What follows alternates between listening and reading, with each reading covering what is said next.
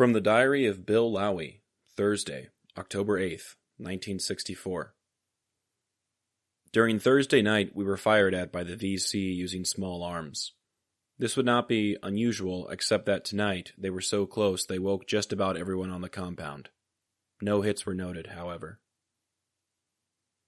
This diary entry, though brief, highlights a harrowing experience of being fired upon by the Viet Cong, also known as the VC, during the night, emphasizing the constant danger and unpredictability faced by U.S. forces in Vietnam. Nighttime attacks were not uncommon, as the Viet Cong often used the cover of darkness to launch surprise assaults, taking advantage of reduced visibility to engage American and South Vietnamese forces. The Viet Cong, officially known as the National Front for the Liberation of South Vietnam, were a communist-led guerrilla force that operated in South Vietnam during the Vietnam War. They played a crucial role in the conflict alongside the North Vietnamese army, aiming to overthrow the government of South Vietnam and reunify the country under communist rule.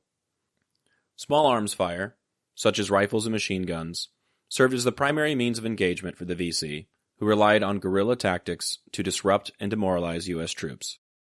The fact that the gunfire was loud enough to wake nearly everyone on the compound indicates how close the attackers were, underscoring the vulnerability of the soldiers stationed there.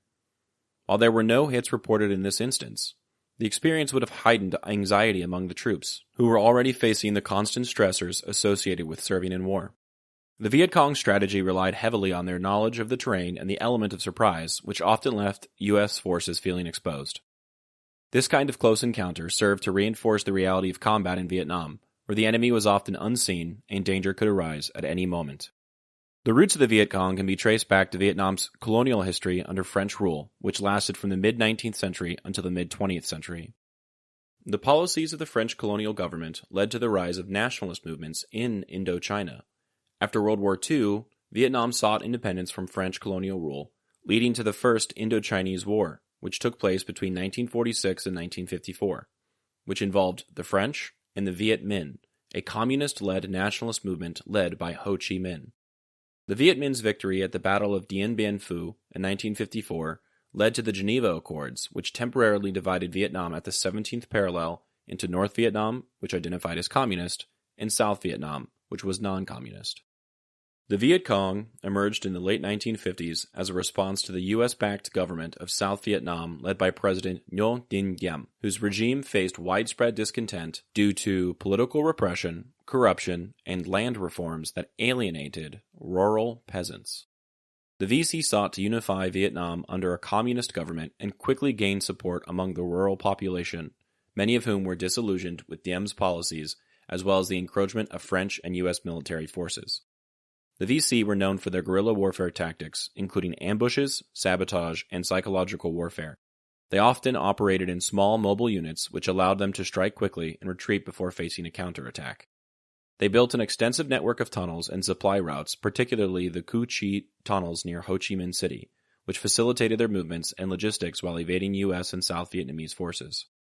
In addition to military actions, the Viet Cong sought to gain popular support through political mobilization, land reform, and social programs aimed at improving the lives of peasants.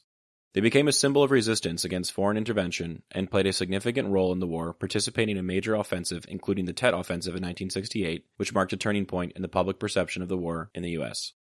Their tactics and resilience demonstrated the effectiveness of asymmetric warfare, influencing future guerrilla movements around the world.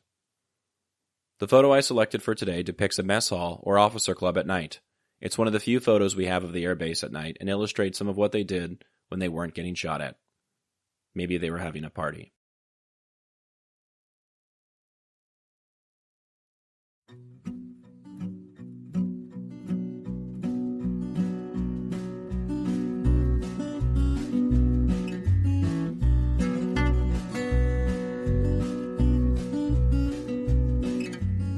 I'm Alex Lowy, and I hope you have enjoyed listening to this episode of Dearest Suzie, and receiving messages from the past that my poppy wrote exactly 60 years ago.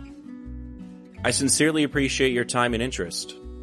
Please consider following the podcast on your preferred platform, and if you're enjoying it, I kindly ask that you take the time to rate the show and leave a review. Also, please follow the project on YouTube, X, and Instagram. All likes, comments, shares, and reviews will help grow the reach of this story. The links for these things should be in the description of this episode.